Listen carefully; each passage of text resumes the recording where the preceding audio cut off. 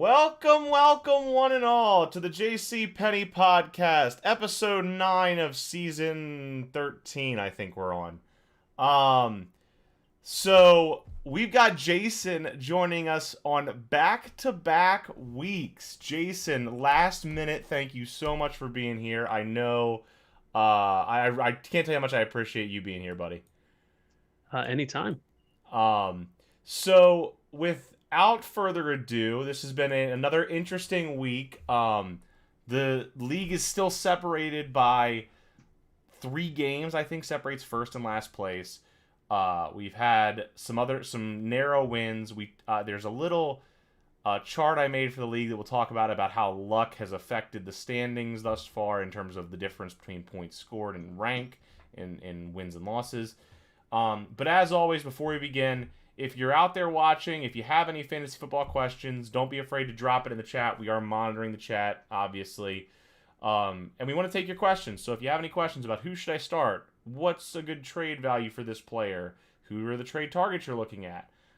We had a trade yesterday that just went off in our league. We're getting more active with trades, it feels like. So drop Hey, your... Oh, go ahead. you remember in past years we used to run through like a calculator that would basically like tell you like how many wins you would have gotten each week against the opponents. I think that's a better representation of just points scored because if you put up like 200 points in a week, like Sure. do you remember like what that was?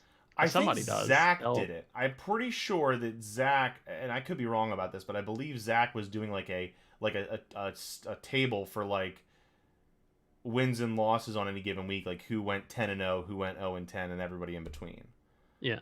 That I Um, would be I would be definitely interested in is see what your total wins and losses would have been if you played everyone each week. that would be really cool. I think I could be wrong, but I'm pretty sure I've won 3 of 9 weeks so far, 10-0. So I'd hope I'd have a good record, but I can't guarantee it. Um, So without further ado, let's get into the week 9 recap. And we'll start, as we always do, as is tradition, with my team getting yet another much needed win. I started the season 0-4. I have won 4 of my last 5, but for my dumbass decision to drop Danny Dimes when I had Josh Allen on bye in a Superflex league, and just roll with Allen Robinson at Superflex. If I hadn't done that, I would have won 5 straight. I'd be 5-4 right now. But all that aside, one of the hotter teams in the league right now. Gotta love it. And this time it's been for me quarterback. It's been Josh Allen and Joe Burrow carrying the rest of my team. Now my running backs did some work. I mean, I ain't mad about it. Nick Chubb, 29.3. Jonathan Taylor, 33. It's too bad he'll be out this week, but Yeah, Nick Chubb is out. But in the vein of moves, I made a trade yesterday, as I mentioned. I sent Justin Fields to Brad's team. He needed a third quarterback. He's not comfortable, I guess, starting Trevor Lawrence the rest of the season, and I can't blame him for that. So he guaranteed he got Justin Fields and didn't have to outbid someone on the waiver wire. And in exchange, I got to not only add someone as a third quarterback. I think I added Baker because I have Burrow on bye, and Fields is on bye this week. So I got to have a quarterback in my Superflex this week. But I get Kareem Hunt. I get my handcuff. Now, granted, he's still out. He's still in the IR. But it was a mutually beneficial trade for Brad and I. I'm very happy with it. And I am most of all happy that my quarterbacks combined for less than 17 points, and I still walked away with a 20-point win over Zach. what's winning like? I know you wouldn't know how that feels after this week. And last week? No, I'm saying this past week. The matchup with Daryl. Ooh, we'll get there. But like I said, my running backs carried me. Everyone else did what I needed them to do, aside from my quarterbacks who were disappointing. But Burrow and Allen will rebound. Um, it was surprising to see Burrow do so poorly against Jacksonville. Maybe it was the Josh Allen versus Josh Allen thing that everyone wouldn't shut up about. Did you hear about that? The Josh Allen sacked Josh Allen because there was a Yes, well, I you were heard here about Sunday. it. It was literally all day Sunday they were talking about this. They wouldn't shut up about it. Yeah. Um, what were your thoughts on Zach's team? In the matchup, Absolutely. let me go back. I had your team open. Oh, you can talk about my team if you want. We can talk about Zach's next. Um, yeah, I mean, just his wide receivers. I think I mentioned it when I was doing grades. Like, they started off the season really hot, and they're no longer hot. Yeah. And um, this week kind of justified that analysis. Once again, single digits, which you don't want to see it. But yeah, and then I mean he didn't really have any choices. His whole bench was either not playing or the backup running back. So Yeah, it wasn't much he could do, but I mean, you did call. I mean, and granted, like he didn't do that bad, right? He put up 110, which is I think 1, 2, 3, fourth. Actually, I think he even went above Daryl. Like I think he was fourth in total points scored, so it sucks to lose that kind of a week. yeah, I mean the other thing is the last 2 weeks Jalen Hurts has played really well, which means his fantasy points have been god awful. Yeah, yeah, I mean he scored 17, which I think is probably like top 15 still. sure. But he was the quarterback 2 coming in, so He had a. I mean, here's the thing: Hertz has a high floor just because of his mobility generally, but you're absolutely correctly identified the primary issue with Zach's team right now, which is his wide receivers aside from Devontae Adams are inconsistent. And Devontae Adams, I mean, Devontae Adams wasn't necessarily his fault. Jordan Love's playing his first game. Aaron Rodgers will be back, so like that problem is curable. But the Mike Williams and Cortland Sutton issue is this. I mean, are they going to be able to start performing? Is this going to be an issue of consistency? Because he's got Mike Evans in the tank, which is another boom. Jerry Judy's back, so he's now getting all of Cortland Sutton's targets. Right. And Mike Williams is major regression that was due because he wasn't going to ever finish the was. number 2 wide receiver in fantasy. Right. Yeah. Like, so the other thing is, I think I said, are you ever happy starting a Miami Dolphins running back? That's and guess what his yards per carry average was? Over 20 carries. Probably like 3. 1.7. Wow, that's embarrassing. He had 34 yards against the Houston Texans. No, I mean, Miami can't run the ball. And I'm, again, Dolphins fan if you're new to the pod. But if he didn't find the end zone, like... he's been their touchdown back. Like, it hasn't been Salvon Ahmed. It hasn't been Malcolm Brown. He's been the guy who's getting touchdowns out of the backfield for Miami. But, like, you are correct that Miami can't run the ball. You don't want to start a Miami Dolphins running back. Myles Gaskin is the only guy even worth owning in any league. And truthfully, he did what he was projected to do, but I thought that projection was generous. I mean, he just got lucky. He got in the end zone. Yeah, absolutely. Incredibly bad. I mean, if you hear about a running back getting 20 carries, you're like, yes, that's like going to be something. But 34 yards. And again, Zach, relative to the rest of the league, I think and we'll talk about this later, he's 3rd in total points scored. But at the end of the day, the question really becomes, does Zach's team have the consistency to... He still has Michael Thomas. I don't know what he's doing. Zach, he's not playing this year. You can drop him. I will say it will be interesting to see how the Odell Beckham Jr. thing develops moving Yeah, I mean, forward. It could be interesting. He'll probably either end up on the Packers, Chiefs, or Patriots. Yeah. Which, who knows? Maybe he'll actually turn into a stud again. But I don't think he'll ever be a stud again. He's getting old and he hasn't had a stud year in 5 years. I mean, I'm not going to necessarily hold my breath. I'm just saying, like, I think he'll get 6-7 targets a game, get 50+ yards, get a touchdown here or there. I mean, I think he'll be fine. I think he'll be a wide receiver too if he lands on the right team and someone throws in the ball. But Yeah. So let's move on. We talked a lot about this matchup. Let's move on to the next one. It's Jerry and Hurtsville again, and this is. I mean, again, we can talk about the reasons why, but like, Jerry had some bye week issues and he had some injury issues, but like, McMillan did what McMillan's gonna do. We'll talk about him in a minute. Jerry's in real trouble, right? Like, he was going into this week last in points scored, and he was third to last this week, putting up 76. I mean, Daniel Jones put up 8, and that's the reason why I dropped Daniel Jones. I dropped Daniel Jones, and I got a lot of shit for it, right? I think I was higher on Daniel Jones. After this week, I'm like... Well, I dropped him after the weeks he put up 4.82 and 4.08 in back-to-back weeks. One was, the 4.82 was an injury game. The 4.08, he was healthy. He threw 51 passes that game and put up 4.08 points. And I dropped his ass after that. And I think this is the problem with Daniel Jones. His ceiling is actually pretty good. His floor is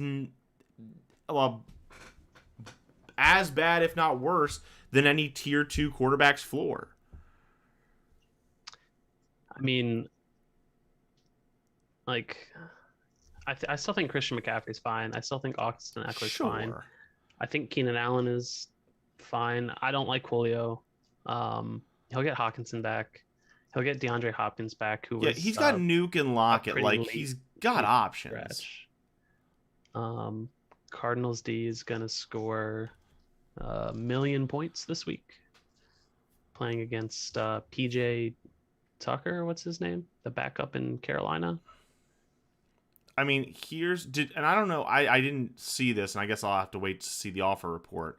But like, did Jerry add a quarterback this week? I imagine he must have, right? I'll go to the offer report.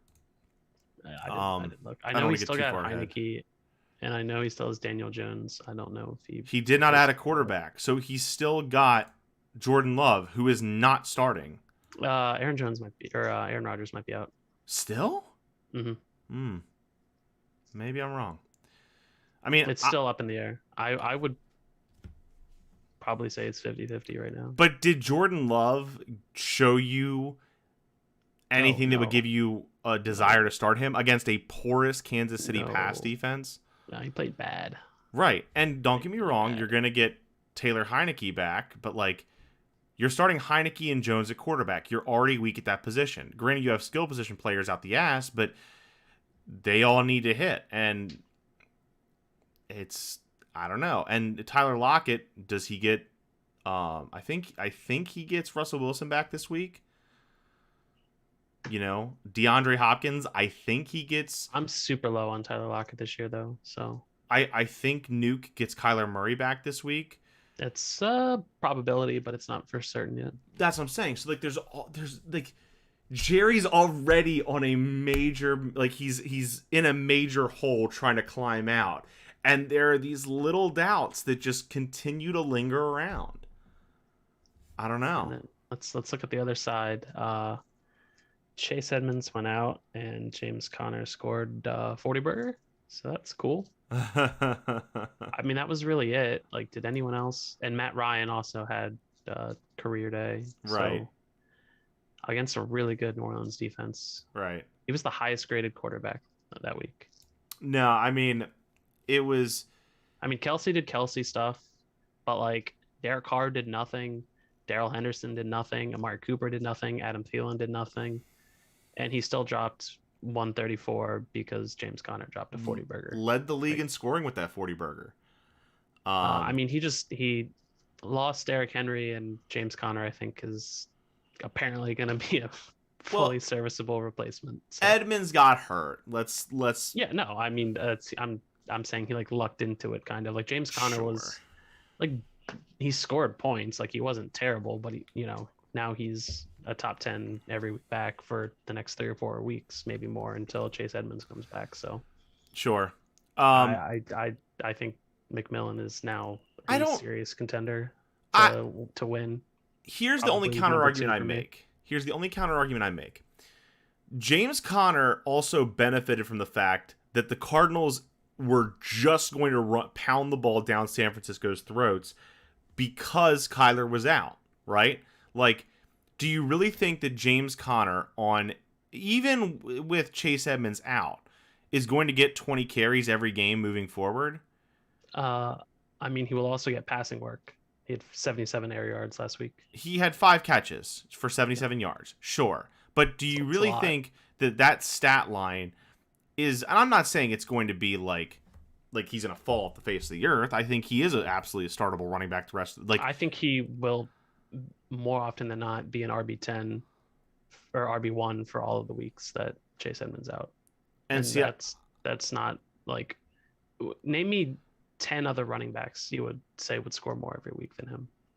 One of the highest scoring offenses in the league. Moving forward, probably, I mean, Najee Harris, Jonathan Taylor, Dalvin Cook is someone I would have maybe mentioned, but then there's the whole domestic violence issue that came up this week. McCaffrey, quite possibly moving forward. I think when Nick Chubb gets back, he's capable of it. But then again, Kareem Hunt's been the guy who has scored more because of the passing down work. I don't know. I understand your point. I'm not even saying you're wrong. I'm just saying I do think Kyler coming back is going to diminish his value. I think this, obviously, I mean, 37.8 should be his cap. It's going to be his ceiling. Yes, he's not going to score 40 burgers, but he will score 15 to 20, I think, most weeks. That's fair. Which is, I mean, can you ask for more from someone you drafted in the, I don't even know what round? He benefited from the injury. It's McMillan's going to make the playoffs. There's, I think, zero doubt at this point. Yeah, no, now there's zero doubt. So the question really becomes, can McMillan, and this is the interesting part about fantasy football, because we have 5 weeks left in the regular season, right? So at this point, there are certainly a lot of teams still vying for playoff positions, and no one is locked into the playoffs, technically. But I think McMillan and Burchak are at the point in their seasons where they are starting to look for, all right, job 1 is done. I'm getting to the playoffs. Job 2 becomes, I need to get a first round bye. I mean, stupid. Like, this is a stupid point, but like, statistically speaking, if you can, from like a game theory perspective, you can eliminate one round that you don't have to play a matchup in. You can take that bye and just be in the semifinals. Yeah, I mean, at the end of the day, it's like, 2/3 coin flip. Yeah. So, I mean, you want that bye. Like, huge to get that bye. And they have the inside track for it now.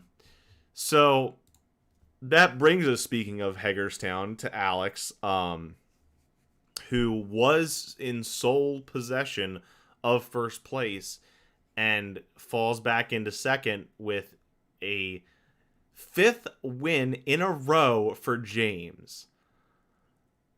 Like, I don't understand it. And let's pump the brakes on James for a minute.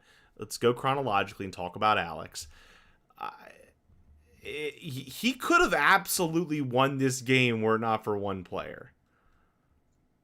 Cooper Kupp. Second lowest game of the season, I think. Yeah, it wasn't Cooper's fault. There's one person on that roster who just absolutely crapped the bed. Well, I mean, they got hurt. No, they didn't get hurt. They played the whole game. Yeah, Darnold played the whole game, I'm pretty sure. Yeah, he's hurt now, actually. Oh. And he's going to miss time. Oh. It took him a few days. The report said it took him a few days to find the fracture. 16 for 33. Less than sub 50% passing accuracy. 172 yards. I'm pretty sure, I was like, he needs Russ back because Sam Darnold is not good at football. Like, he started off amazing at 5 touchdowns in 2 weeks or something like that. He needs Russ bad. And I mean bad with a capital B. I feel bad because he just lost Chase Edmonds for a few weeks. But I mean, still, like running backs, he's got people to start. He needs Russ back so he has a quarterback. Yeah. No, Maybe I mean, you're absolutely right. Do you think you trade me Cooper Kupp for a quarterback? He does. Nice try. He does get Russ back this week, in all likelihood. And then he'll be starting when he gets Russ back. Because Russ coming back. He's going to get Russ and Matthew Stafford. Like, Alex is still totally fine. One thing I'm worried about is Debo. Ayuk had a great game. Yeah. And I don't think Debo is just going to get every single ball thrown his way anymore. I think Ayuk is back in the game plan. So I think Debo is going to drop. That's fair. From the fourth running or wide receiver to where he should be as a wide receiver 2 every week. I'll take the silver lining side of things, and you're absolutely right about Debo. I think Ayuk's upsurge in value is going to offset Debo. Like, it's going to come out of Debo's, value. Jimmy Garoppolo's not supporting 2 top 10 of course not wide receivers. But the silver lining for Alex is he had some performances out of guys that maybe are I would think he would hope are signs of things to come. Pat Freiermuth actually looked. The Muth is Luth, man. I'm saying he looked good. Not to mention he had Devontae Smith put up 20 on his bench. He had Melvin Gordon put up 16.5 on his bench. Like, so if I'm Alex, like, again, if the issues on my team are Sam Darnold and Deebo Samuel, well, I've got Russ coming back, and I've got Melvin Gordon and Devontae Smith on my bench. Plus, I just had a tight end come out of nowhere and actually. I mean, Deebo's still better than Devonta Smith. So sure, but I'm just saying you can play them. Like, you could play Devontae Smith. I mean, he's got options. Matchup. As soon as Russ is back, his team is fine. Yeah. Like, just without Russ, like, he would have won with Russ in this week. So the thing about I do want to talk about James for a minute. Like, literally, the difference in this matchup, the biggest disparity was Sam Darnold. It was Sam Darnold, but the other factor that like it inflates matchups so crazy is the Patriots defense. Yeah, do you know who they played? They played Carolina. Sam Darnold. And I get it. Yeah, Sam Darnold bit him in the ass. That was ways. It was a huge swing. Like, Sam Darnold has a decent game. You add 15 to Sam Darnold, take away 10 from the Patriots. That's a 25-point swing, which is not unreasonable. And Alex runs away with this week. Right. Like, it was just Sam Darnold. Sam Darnold just decided to, raw dog, no lube, just. Yeah. You hate to see it.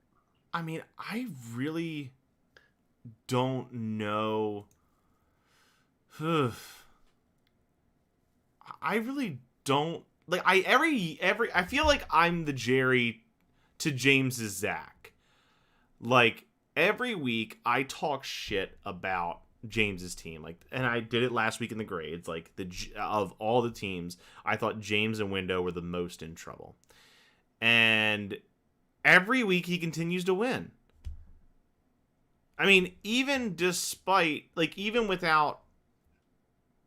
He's like, the good news for him is he put up the 3rd highest total in points this week. The bad news for him is without his defense carrying him to 20 more points, he would have been what? 1, 2, 3, 4, 5, 6th? Right? Yeah, something like that. Something like that. 6th or 7th. Like, 1, 2, 3, 4. 7th, yeah. And I understand, like, he has some positives to take out of it. He has Devontae Freeman. He has Devontae Parker coming back from injury at some point, presumably. But I don't know, man. I mean, I think Mark Andrews is fine. Hollywood Brown is good. Deontay Johnson's fine. AJ Brown is fine. If Dalvin stays there, I don't know. His team's just fine. Like, nothing stands out. It's just, I think it's fine. Yeah. Which, it's good enough to win on a coin flip any week. So, yeah. I don't know. I don't hate it. His team's fine. Fair enough. Said it like 20 times. So we'll move on then to, speaking of people who don't deserve wins and get them anyway. Window is 6-3. Did he just what? I didn't even see the score. Are you kidding me? He won with 72. And like, Window on the chat last week during the grading episode, You know, he was saying, I'm squeaking out these wins. I'm squeaking out these. Maybe he is, man. Like, I don't get it. If anyone else puts up 72 points this week, they lose. Anyone. If you put 72 up against Jerry, you'd lose. Whew, that's man, that's a tough pill to swallow right there. And of all people he could play, this is what you talked about at the beginning of the podcast of the 10-team standings. Window is 1-9 this week, and he gets a win in the standings that puts him third in the standings. Think about that. It's unreal. And yeah, that makes me sad. Again, like, his defense did go negative, so that always. Hey, I'm sending you the link for that analyzer. It won't work for me, but put the if you put the league in real quick, it should tell you. Sorry, try it out. Does it actually does that all it requires is? It just is like the league ID, and I think it has to be a public league for it to read it. I don't know for a public league. It says it should work as long as it's open in a tab, but it's like not working for me for some reason. I don't know. I thought it might work for you. I'll try it. Let me find the league page. I sent it to you. The league page you sent to me? Mm-hmm. Oh, okay. Copy link. Sorry, brief interlude. Didn't work out for me. Hold on. Let's try this. Put your name in there. All right. Here it is. I have it. Okay. So, the adjusted standings are as follows. McMillan is 63-18 in first place. Solid. Alex is in second place with 48-33. Then Jason Smith, yourself, 47-34, only one win behind Alex. That's where I should be. 3 wins behind that. Losing. 3 wins behind that is Zach at 44-37. In fifth place is yours truly at 41-40. I was incorrect. I had 2 of 3 weeks where I was the top scorer. This week I was the second highest scorer. Brad is actually in 6th place at 36-45. He's tied with Window for 6th place. They both have that same record. Then James in 8th place, 31-50. Jerry actually 1 win behind that at 30-51, and Daryl 1 win behind that at 29-52. So this is actually great. I'm gonna see if I can't. I wonder if I can take a screenshot of. Just use the snipping tool. I am doing it right now. Yeah, post that on the Facebook. I will do so later after the show, and I will also post it on the podcast later today. When I'm gonna do a couple graphics in a minute, and we'll get to that. Cool. So we'll analyze that for you. I think you guys should have been able to see that, but we'll analyze that in a little more detail. But yeah, looking at the matchups, right? Like, Window did have a negative performance out of his defense. Both teams in this matchup actually had negative performance out of the defense. And the craziest part of that is the defensive matchup, the 3-point differential in the negative defenses carry the day. That was the difference. Brad was really salty about his defense. He felt like he's just destined to get the Sacco because of it. And honestly, if Lamar Jackson had put up 30 and the rest of my team had not broken double digits and my defense went -5, I'd probably feel the same way. Yeah, I mean, just all single digits are negative. Yeah, I hate to see it. Here's a fun exercise. Who's in more trouble with 5 weeks to go in the regular season? Now, obviously, like, standings play a role here. Like, Window has a 3-game lead, so I think the answer has to be Brad. But if you look at their teams, right? If you didn't know that Window had a 3-game record lead, because remember, from that screenshot, I think they're both tied in the in those standings we just mentioned. Whose team would you rather have if you could pick one of these teams? Record aside, or just like... Record aside. If you have a 500 record, you're on the playoff bubble. Which team would you rather have? Lineup, roster. I would rather have Brad's team rest of season. especially after the trade for Justin Fields. I couldn't agree more. Yeah, I think Jamar Chase had a bad week. I think Van Jefferson had a bad week. Aaron Jones had a bad week. Um, his quarterback situation gets a little better. He's got DK Metcalf and Chris Godwin coming back. Like, Yeah, he's fine. but Like I scored like 80 something last week, and I lost again this week. But like, it happens sometimes. I just think all his players missed this week. So he's fine, but he's not, right? Because he's 3-6. He's in the tie for well, we last said in the standings aside. Yeah, I understand that. I'm just saying, like, his roster is fine. You're right about that, and then that was the question I asked. Window man, like, again, credit where credit's due, right? He's 6-3. Anything could happen now. He's put himself in an optimal position. Okay, relative he's to where lucked he himself should be. into an optimal position. Fair enough, but like, It's so like egregious. Like, he just keeps winning by like 1 or 2 against the worst score as the second worst score every week. He can't keep getting away with it. Where's that? What was that from? That was from a movie. Yeah. What movie was that from? It's not from a movie. It's from a TV show. What TV show? I'm trying to Breaking think. Bad. That's right. He can't keep getting away with it. Ah, that's so good. I can't believe I didn't get that reference. I love Breaking Bad. That's a shout out to Jesse Pinkman, Aaron Paul. I'm sure you're watching the podcast, so shout out to you, bud. Yeah, he definitely is. I'm sure. So yeah, I think we talked about this. My dog is going crazy. Oh, you're good. It's our Evelyn Theodore Mosby. Calm down. Yeah. Let's talk about your matchup. Daryl gets a Give me a second. Sorry. Sure. Go for it. I'll just go ahead and talk then. Daryl gets a much needed win this week at my co-host's expense. Both are now 4-5. Jason drops to that. Daryl obviously rises to that. And we talk about nail biting. This was actually closer.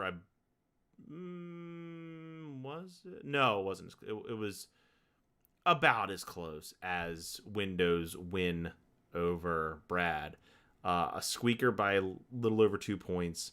If you can't see the screen, it was relatively... Oh, Evie. It was relatively pedestrian on both sides, aside from the quarterback position. Like, I don't think us outside of the quarterbacks putting up what they should do and Herbert having a great day, I don't think anyone in this matchup really blew me away.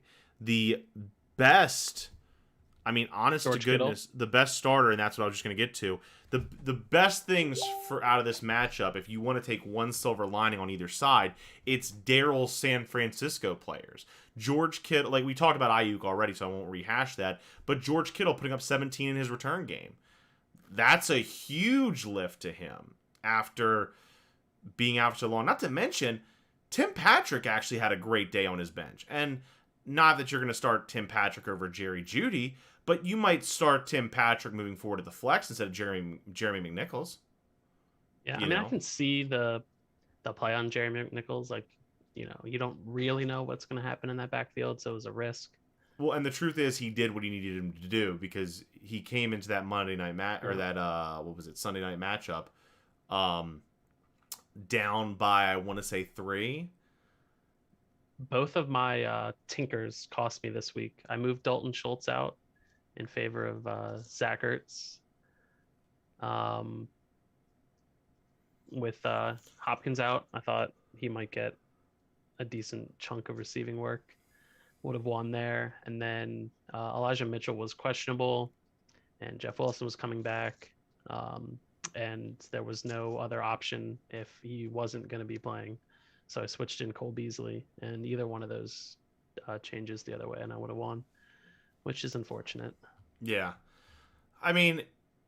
You still are, and this actually is a great time to go to the standings. You still are in a much better position in terms of points scored, obviously. You're right now 5th in the standings. You are in if the season ends today.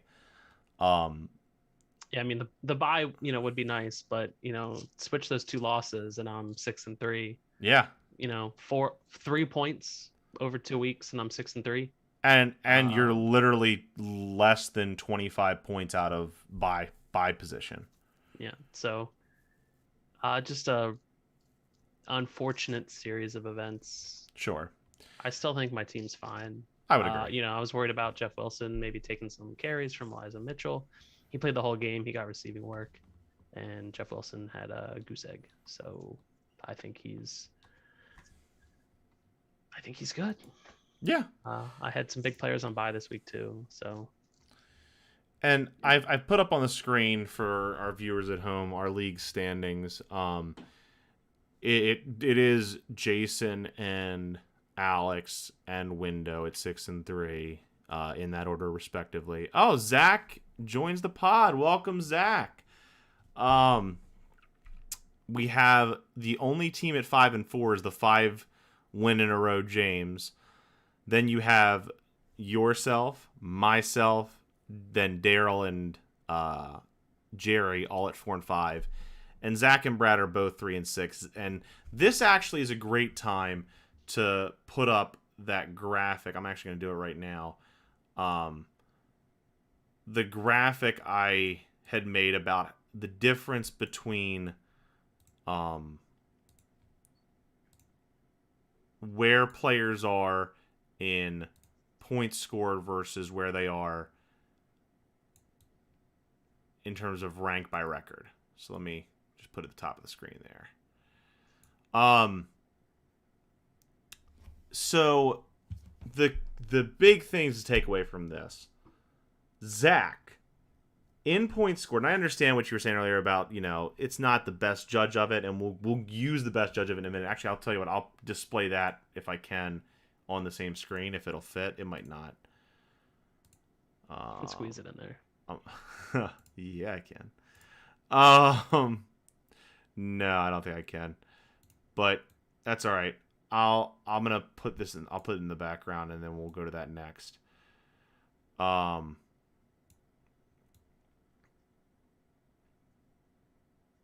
So let's go to the, like I said, let's bring this first one up.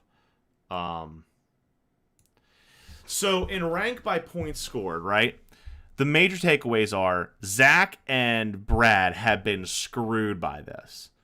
Like, they are both in playoff position if we're going by points scored. And some leagues do this, but they have just been screwed in the win-loss column and are at the bottom of the table.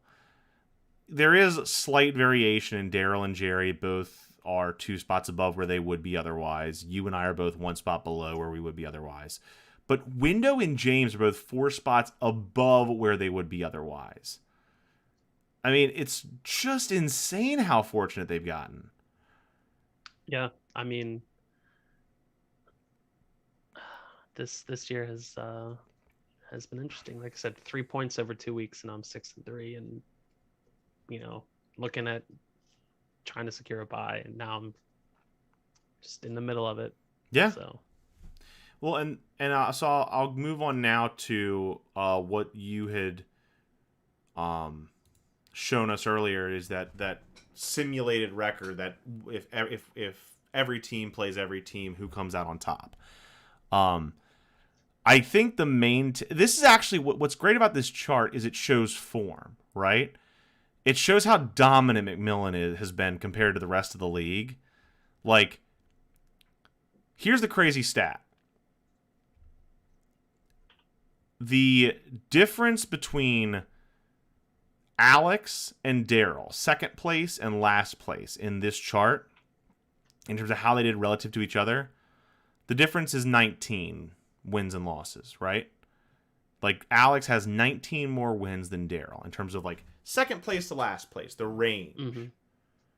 The difference between Alex and McMillan, second to first, is 15 wins. Yeah, he's crushing. Yeah, like I feel like every week on this podcast this season, McMillan, he doesn't. I'm sure he doesn't watch this pod, which he should, but I know he watches it later on.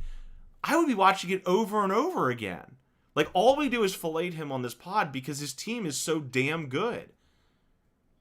There is 1 week out of 9 where he hasn't been in the top 4 scorers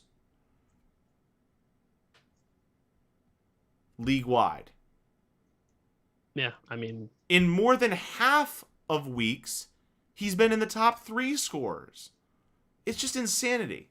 yeah, his But team is. But what's I think for the first half of the season was just incredibly dominant.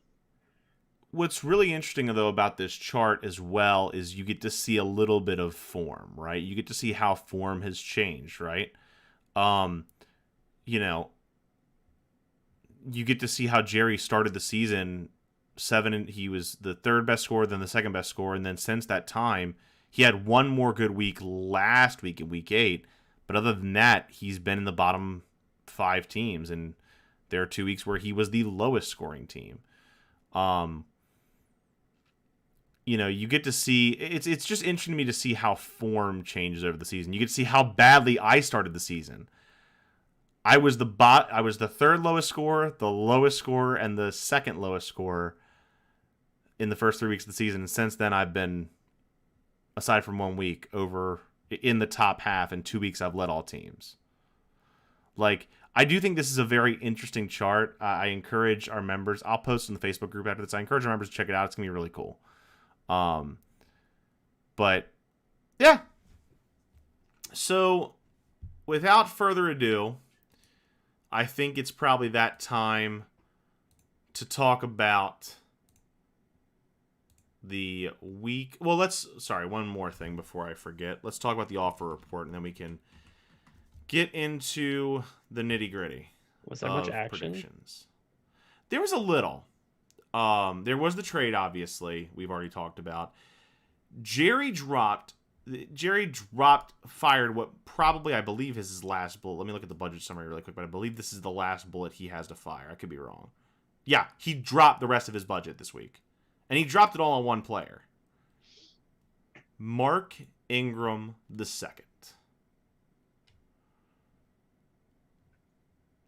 Oh, yep. I don't... Does anyone else get it? Kamara, the Saints tried out 3 different running backs this week. Kamara did go to the tent, so there's a lot of rumors that Kamara is kind of hurt. I gotcha. Banged up a little bit. I mean, Ingram, had 9 carries and 5 receptions last week. He's going to be a part of that offense. He's got to make moves, got to do something. What else is out there on the waivers that you're like, well, has a chance to elevate your team? It might not pan out. Who knows? This was a rather weak waiver wire. How many other bids were there for it? No one else bid on Mark Ingram. He could have had him for free. I bid on a bunch of quarterbacks on all the quarterbacks. And I needed somebody, and it just so happens that the top of my list was Ben Roethlisberger this week. And it's mainly because of his floor. Like, I just want someone who's going to get me something. And Ben Roethlisberger's been in that consistent, like, hey, 13 to 16 range. Like, I'm not going to blow you away, but I'm going to get you enough that I'm not going to be that far below average people at the position. Window tried to add many people with his $0. And this is the problem with $0, because he did get to add PJ Walker. He's horrible. He's god awful. But he also missed out on Dearness Johnson because Daryl put in any amount of money on him. And this actually brings up one more thing that just to touch on with the budget summary. McMillan still hasn't spent $1. Not $1. Heaven forbid some game-changing person goes on the waivers and McMillan just gets them. Yeah. It's not It's not fair. But at this point, He like, can't keep getting away with this. but at this point, it will be really interesting to see if some major target comes out on the waiver wire, because there are still major players with budget. James has $940. Brad has $870. If they want to try to fire a major bullet, they can. And the only way McMillan could stop it is by throwing his whole budget. But obviously, if he throws his whole budget after somebody and that he could have had for free, we're going to all laugh at him. I mean, we're only like a little over halfway through the season. Like, there's a lot of football left to play. Sure, So, but for some teams, and especially for like teams that are fighting for a playoff spot, I'm surprised that Brad and James have as much as they do still. yeah. So maybe they're just financially responsible. But we have our second Maybe. person who is out of money. And with that said, let's get to the predictions for week 10. All right, where are we starting? We're Your starting matchup? where we always start, my matchup. Because that's just I'm not doing it because I am a dick, but like I'm also doing it because like I just go left to right on what the fantasy matchups are, and it always starts with my own. So, this is actually projected to be a nail biter with myself and Jerry, and it has huge implications. We're both 4-5. Jerry is trying to rebound. I am trying to continue my run of form. Jerry beat me in week 1 when I was struggling out of the gate. I do have Joe Burrow. As far as the bye effect of it all, I'm taking the harder hit on bye. My Bengals stack, Joe Burrow and T. Higgins is on bye. Kadarius Toney's the only other guy I'd even consider starting, and he's on bye as well. I mean, I think he's droppable. Who, Tony? Yeah. Not yet. If I was going to drop anyone on this roster, it'd be Allen Robinson first. And I'd even probably drop Jacoby Myers before I drop Kadarius Toney. I like upside. That too. Which Jacoby Myers has none. Right. His ceiling is 8 points and his floor is 7.5. So right, and that's fine if you're like if you're in bye week hell, but it's not worth a roster spot. I'd rather go for the upside guy. So I'm in a little bit of bye week trouble and injury trouble with Nick Chubb out. Kareem Hunt's still not back, so I am starting Darrell Williams again. I don't love it. This is a tough one. Yeah, it is. I honestly think, and I hate to say it because, and don't get me wrong, like, I've got some really good matchups, right? Josh Allen plays the Jets. Yeah, but he has Zach Moss against the Jets, too. And if they get up, Zach Moss could see some work. Do you know who their leading rusher is? It's Josh Allen. Josh Allen's their offense. And I get Jonathan Taylor against the Jags. Like, Baltimore's defense hasn't been what it used to be, and I've got the Waddle and Gesicki combo. I've got some pretty good matchups here. Even Ben Roethlisberger gets to play the Lions. That's why I wanted to add him over everyone else. But I just don't like...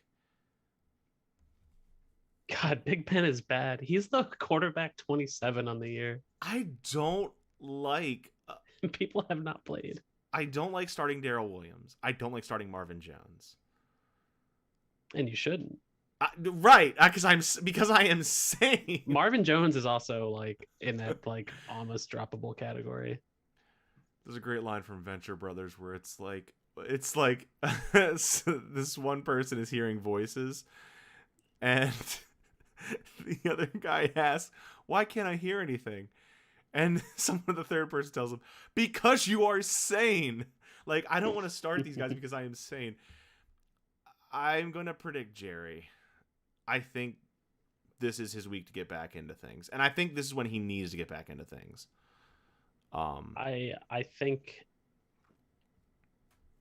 he's got good people in all the positions. Quarterback is don't like it. But everything else I like. I think Cardinals defense is going to score like 20 points, just like the Pats did against Carolina. So I mean, Cardinals have a better defense, and look what happened. Yeah, once again, Carolina starting Pajama Walker Pajama Wolf. at quarterback, who last time he played, I think, was 3 for 14. Don't forget, I do So have Bobby Trees. I do like Bobby Trees. Um, I Yeah, do. I go Jerry. Um, I'll go you. Thanks, man. I think I think if Big Ben can put up 15 points, you'll win. Yeah, he I mean that, again, the reason I added Ben I over don't the like the Browns others, defense, but you do the you. reason I added Ben over the others is literally his floor is like he had one game of 9. Other than that, it's 12, 13, 13, 16, 10, 14, 16. Like he's always getting something. He's not, his worst day is higher than Daniel Jones's worst days. Yeah, yeah. So, I think Big Ben is a fine play yeah. for that. Moving on to Zach, who, after being 3-6 when he doesn't necessarily deserve to be 3-6, he now has to play the second place team in Alex, and I don't think the matchup updated on mine, but the big question mark: does Alex get Russell Wilson back this week? I mean, he's projected points right now. Um, so I mean, he'll full practice, not on the injury report. He's still on injured reserve.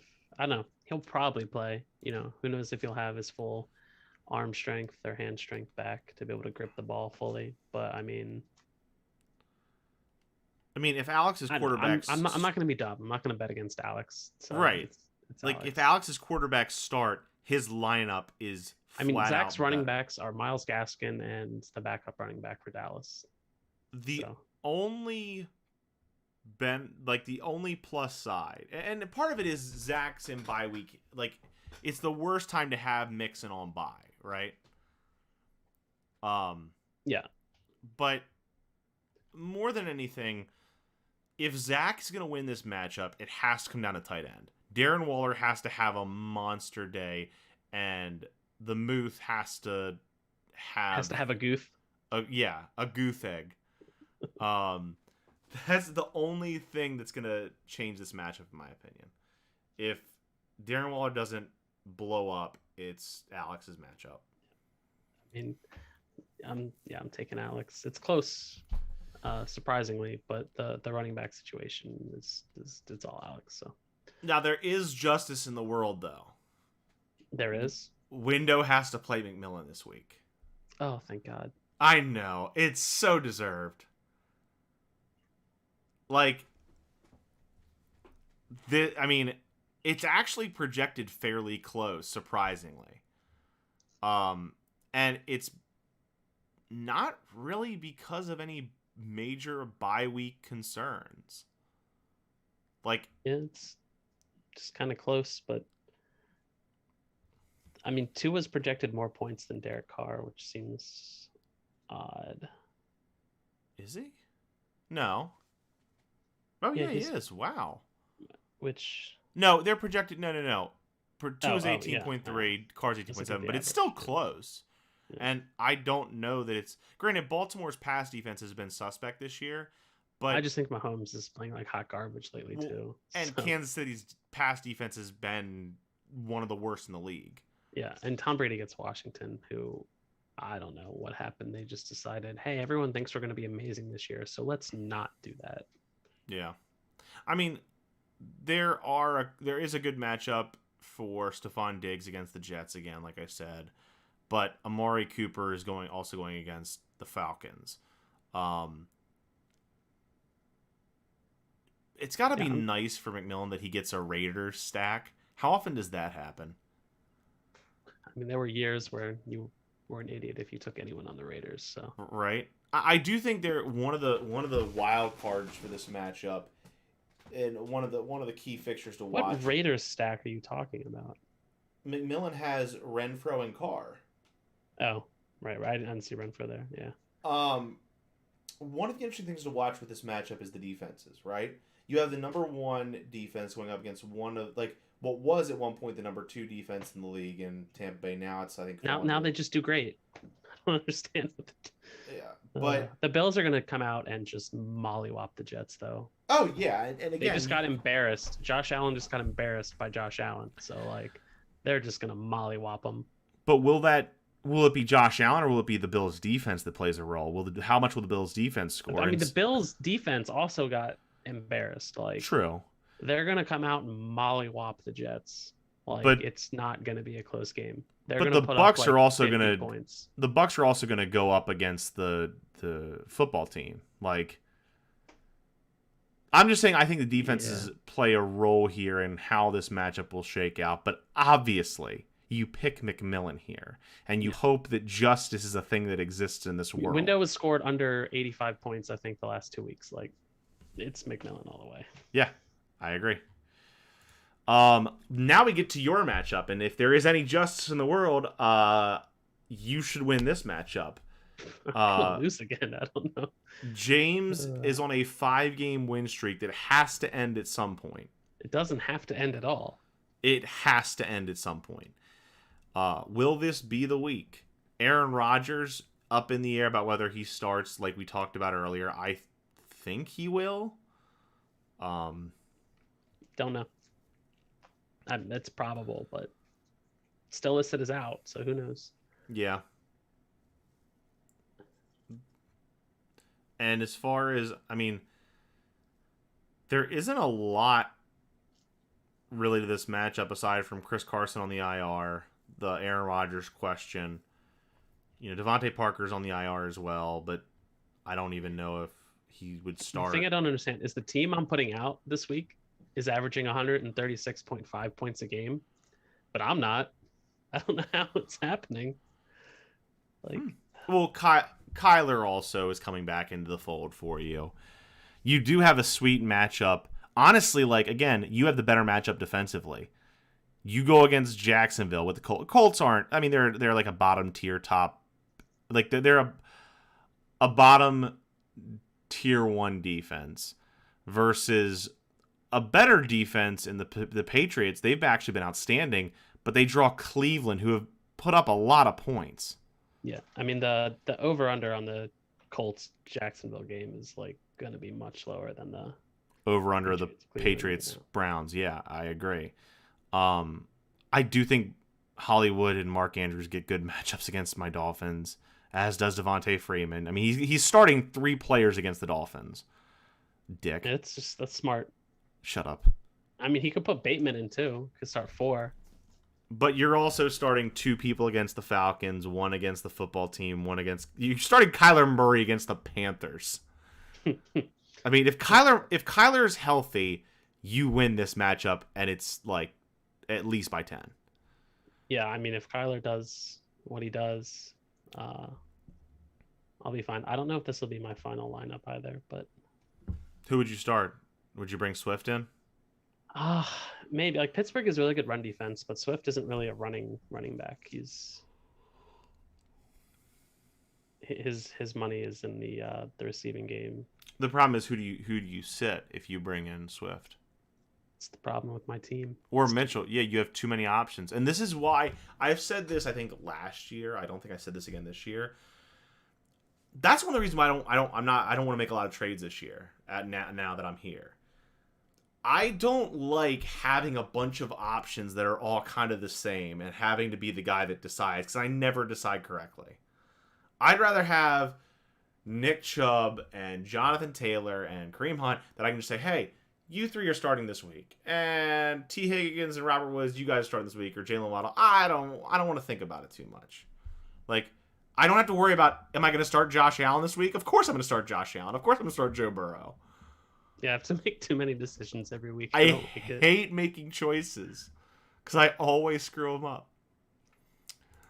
Last matchup. Who did you pick for your own matchup? Am I gonna predict wrong? How bad do you want to tempt fate? I'm picking you. Yeah, I'm taking me too. It My team's just better than his. Like, is. it shouldn't lose. It just loses all of the time. And Ugh. last matchup of the week, Brad has not set his lineup yet. Yeah, that one's a tough one. Daryl seems to have set his. So add 13 for Metcalf, so we're at 83. What spot's missing? Another quarterback. What's Fields? Add in. No, Fields is on bye. He's going to start Trevor Lawrence. So add another 15. So we're like a little under 100. And then figure 5 from a defense. So let's say 105 when he puts the full team in. He'll put Chris Godwin in too. So about 110. Yeah. I mean, it's definitely close. Yeah, matchup wise. Lamar gets Miami. Yeah. Carson Wentz against Jacksonville, so Jacksonville could pull a Josh Allen. Yep. Alvin Kamara might not play, or at the very least be limited if he's hurt.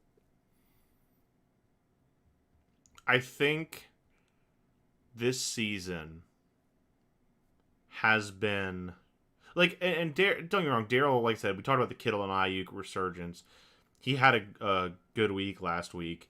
Oh, and he picked up Dearness Johnson, so I think he'll play him. Yeah, actually, he's got to play him. Oh, man, this is a tough one. I actually made that Dearness Johnson decision changed my pick. I was gonna pick Brad. But I think Dearness Johnson's starting in place, I guess, Judy. It depends on if Kamara or Harris play. Yeah, I would play him over Jerry Judy. I think Ayuk is gonna do better than Judy. Well, and you would think the matchup against the Rams might be a shootout.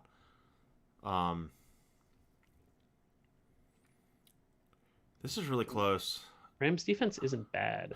No, I'm gonna stick with my gut. I said my logic was not even logic based on fantasy football. It's that this season more than any other has seemed destined to keep us locked in the standings. I'm gonna take Daryl. I'm taking Brad because I think when in doubt. Is this the only one we disagreed on? Yeah, I think so. No, we disagreed on my matchup. I picked Jerry. I picked you. That's right. But I think when in doubt, go with the standings becoming more even, and I'm going with Brad. Nah, Daryl's gonna hit 500 this week. I don't know. We'll see. But that is our pod in just over an hour. Thanks to Zach for joining the chat. Drop Michael Thomas. Or don't. Imagine if you could win it. I don't understand. Give Michael Thomas a ring. He deserves one. Thank you guys for watching. Thank you so much, Jason, for being on the pod this week on short notice. I really appreciate it. Good luck to everybody in your matchups this week. I'll go ahead and post that matchup chart for everybody in the Facebook group. And one last thing again for our viewers out there, if even though no one has seemingly joined right now, if you watch this later and you have a question for us, and you're like Evie and you're just lying on your bed wondering, what can I do? I don't know whether to start, Jerry Judy, CeeDee Lamb, or Brandon Ayuk this week, and I'm only going to be able to start 2 of them. That's what we're here for. Hit us up on Facebook. Hit us up on our YouTube page. Send us a message. Contact us on our league page. We're here to help you guys at fantasy because we play chess, not checkers. Some of us are playing checkers. I think Window and James are playing chess, and I think Brad and Zach are playing checkers. But McMillan's not playing anything. He's just winning. McMillan's playing that 3-dimensional Star Wars chess. Where he does nothing. Let the Wookiee win. That's enough pop culture references for one day. We got Breaking Bad and Star Wars in one show. I love it. Yeah, we're gonna get sued by Disney. Who gives a shit? Thanks for watching, guys. Good luck in your matchups. Dolphins and Ravens Thursday night. I can't wait to lose by 5 touchdowns. Woo! We'll see you guys next week. See ya.